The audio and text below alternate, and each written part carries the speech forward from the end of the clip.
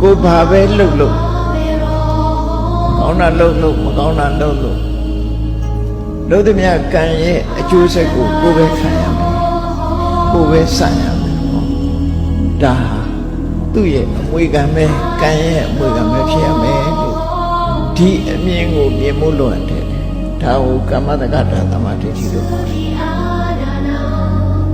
ကိုလှုပ်တာကိုနဲ့တာသက်ဆိုင်တယ်လို့မြင်တဲ့အမြင်ဘလို့တမိုးရှိတယ်လဲစဉ်းစားကြည့်ဆန့်ကျင်မဲ့တွေးကြည့်ကိုလှုပ်တာကိုနဲ့မပတ်သက်ဘူး